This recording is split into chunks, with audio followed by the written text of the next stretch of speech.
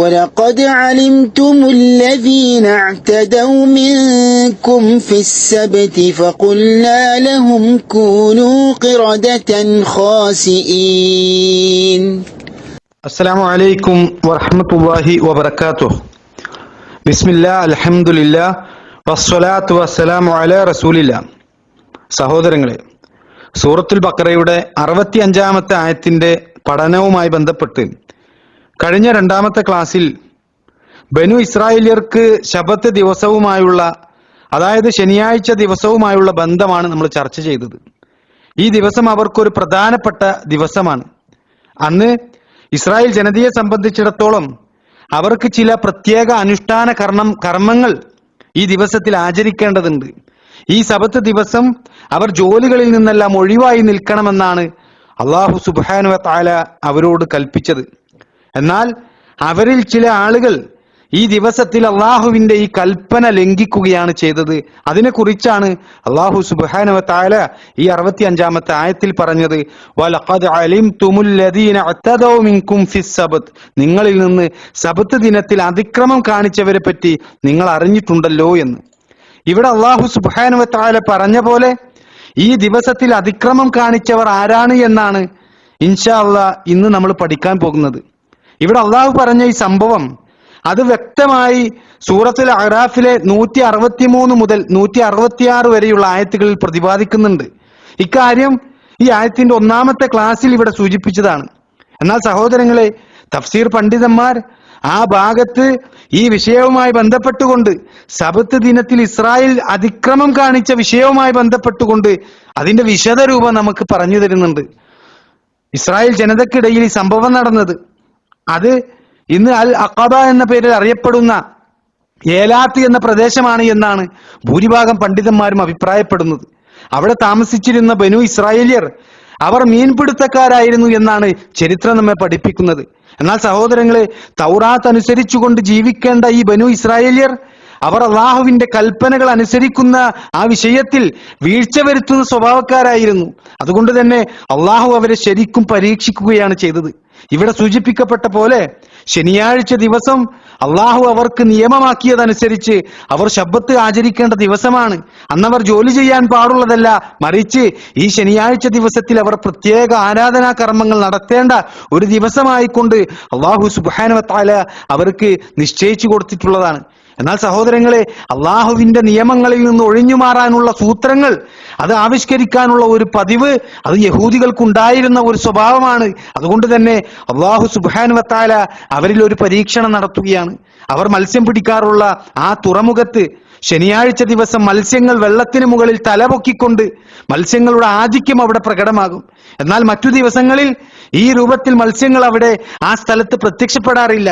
സഹോദരങ്ങളെ, ഈ സ്വഭാവം കാണുമ്പോൾ ആ യഹൂദികൾക്ക് സഹിക്കാൻ കഴിയാതെ അവർ പിന്നീട് ഒരു സൂത്രം പ്രയോഗിക്കുകയാണ്. അവർ അല്പം അകലെയായി ചില കുളങ്ങൾ സ്ഥാപിക്കുകയും എന്നിട്ട് ആ കടലിൽ നിന്ന് അവർ ഉണ്ടാക്കിയ കുളത്തിലേക്ക് ഏതാനും വെള്ളച്ചാലുകൾ നിർമ്മിക്കുകയും ചെയ്തു.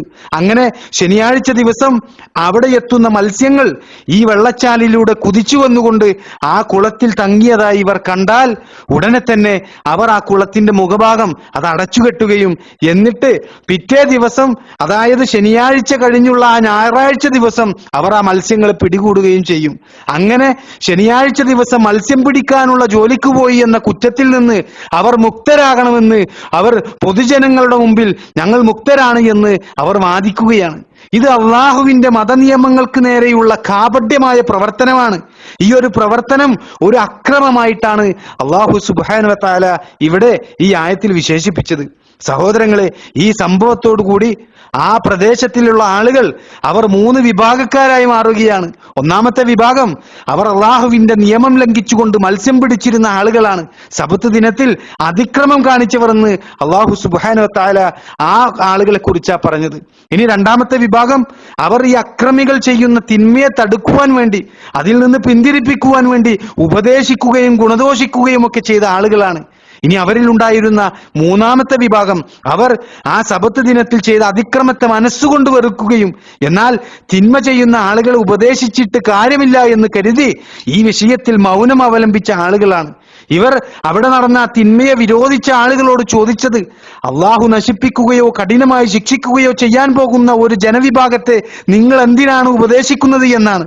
സൂറത്തുൽ അഹ്റാഫിൽ അള്ളാഹു സുബ്ഹാനഹു വ തആല ഇതെല്ലാം എടുത്തു പറയുന്ന ഒരു കാര്യമാണ്.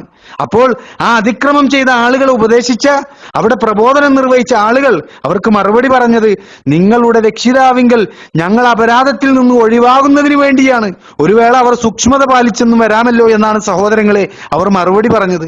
അവർ അവരുടെ കടമ നിർവഹിക്കുകയാണ് ചെയ്തത്.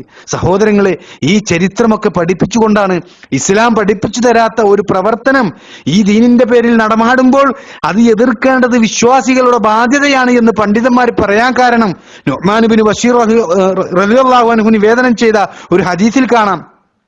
നബി സല്ലല്ലാഹു അലൈഹി വസല്ലം പറയുകയാണ്, തിന്മ വിരോധിക്കുന്നവന്റെയും വിരോധിക്കാത്തവന്റെയും ഉപമ ഒരു കപ്പൽ യാത്രാ സംഘത്തെ പോലെയാണ്. രണ്ട് തട്ടുള്ള ആ കപ്പലിൽ യാത്ര ചെയ്യുന്നതിനായി അവർ നിറക്കിട്ടു. അങ്ങനെ ഒരു വിഭാഗം മുകളിലെ തട്ടിലും മറ്റൊരു വിഭാഗം താഴെ തട്ടിലും യാത്രയായി. താഴെ തട്ടിലുള്ളവർക്ക് കുടിവെള്ളത്തിന് മുകളിലുള്ളവരുടെ അടുത്ത് പോകണമായിരുന്നു എന്ന്. എങ്ങനെ? താഴെ യാത്ര ചെയ്യുന്ന ആളുകൾക്ക് വെള്ളം കുടിക്കുവാൻ വേണ്ടി ആ കപ്പലിന്റെ മുകൾ ഭാഗത്ത് അവർ പോകേണ്ട ആവശ്യം വരും.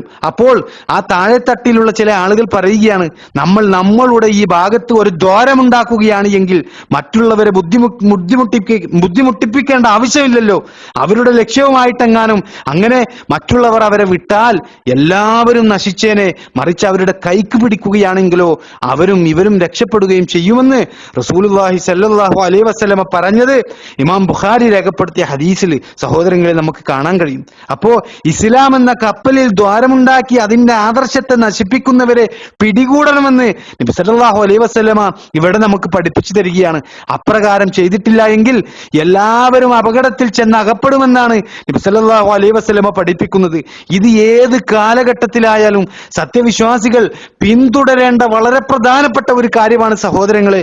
അതാണ് ബനു ഇസ്രായേല്യരുടെ ഈ സബത്ത് ദിവസത്തിന്റെ കാര്യത്തിൽ നമ്മൾ കണ്ടത്. അള്ളാഹു ശനിയാഴ്ച ദിവസം മീൻ പിടിച്ച ആക്രമം ചെയ്ത ആളുകളെ അവരെ കഠിനമായി ശിക്ഷിക്കുകയാണ് ചെയ്തത്. എന്നാൽ ആ തിന്മയെ തടയാൻ ശ്രമിച്ച, അവരെ ഉപദേശിച്ചു നന്നാക്കാൻ പരിശ്രമിച്ച നല്ലവരായ ആളുകളെ അള്ളാഹു സുബ്ഹാനഹു വ തആല രക്ഷിക്കുകയാണ്, അവരെ പ്രശംസിക്കുകയാണ് അള്ളാഹു സുബ്ഹാനഹു വ തആല ചെയ്തത്. എന്നാൽ അവിടെ മൗനം അവലംബിച്ച ആളുകൾ, അവരെ ആ അക്രമികളിൽ പെട്ടവരല്ലാത്തത് കൊണ്ട് കഠിനമായ ശിക്ഷ ബാധിച്ചവരിൽ അവർ ഉൾപ്പെട്ടിട്ടില്ല എന്നാണ്.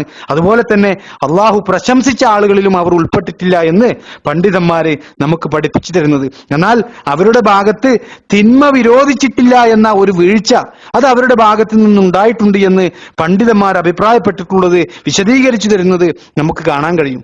അപ്പോൾ സഹോദരങ്ങളെ, ഇവിടെ ഈ സംഭവത്തിൽ നിന്ന് നമുക്ക് മനസ്സിലാക്കാൻ കഴിയും, സബത്ത് ദിവസം അള്ളാഹുവിന്റെ കൽപ്പനകളെ ധിക്കരിച്ചുകൊണ്ട് സൂത്രത്തിൽ മീൻ പിടിക്കാൻ ശ്രമിച്ച ആ അക്രമികളായ ആളുകൾ, അവർ ആരുടെയും ഉപദേശം ചെവികൊണ്ടിട്ടില്ല. ഈമാനിന്റെ ദൗർബല്യത്തിൽ തീർത്തും സ്വാർത്ഥ താല്പര്യത്തിൽ നിന്ന് ഉത്ഭവിച്ച അവരുടെ ഈ സ്വഭാവം, ഈ ഒരു ധിക്കാരം അത് അവർക്കിടയിൽ ഒരു ശീലമായി മാറുകയാണ്. അങ്ങനെ അവരുടെ ആ ധിക്കാരം ക്രമേണ വർദ്ധിച്ചു തുടങ്ങിയപ്പോൾ അള്ളാഹു സുബ്ഹാനഹു വ തആല അവരെ പിന്നീട് കഠിനമായ ശിക്ഷയ്ക്ക് വിധേയമാക്കുകയാണ് ചെയ്തത്. അവർക്ക് അള്ളാഹു നൽകിയ ശിക്ഷയെക്കുറിച്ചാണ് പിന്നീട് ഈ ആയത്തിൽ പറയുന്നത്. ഫഖുൽനാ ലഹും കൂനൂ ഖിറദതൻ ഖാസിഈൻ. അപ്പോൾ നാം അവരോട് പറഞ്ഞു, നിങ്ങൾ ഹീനന്മാരായ കുരങ്ങന്മാരായി തീരുക എന്ന്. സഹോദരങ്ങളെ, ഇവിടെ അള്ളാഹു പറഞ്ഞ ഈ ശിക്ഷയുടെ സ്വഭാവം കൂടി നമുക്കിനി പഠിക്കുവാൻ ബാക്കിയുണ്ട്. സമയദൈർഘ്യം ഭയന്നുകൊണ്ട് ഈ ഭാഗത്തിന്റെ വിശദീകരണം അത് അടുത്ത ക്ലാസ്സിലേക്ക് മാറ്റിവെക്കുകയാണ്. അള്ളാഹു സുബ്ഹാനഹു വ തആല അവന്റെ വിധിവിലക്കുകൾ യഥാവിധി അനുസരിച്ച് ജീവിക്കുന്ന മുത്തഖീങ്ങളിൽ നാം ഏവരെയും ഉൾപ്പെടുത്തി അനുഗ്രഹിക്കുമാറാകട്ടെ.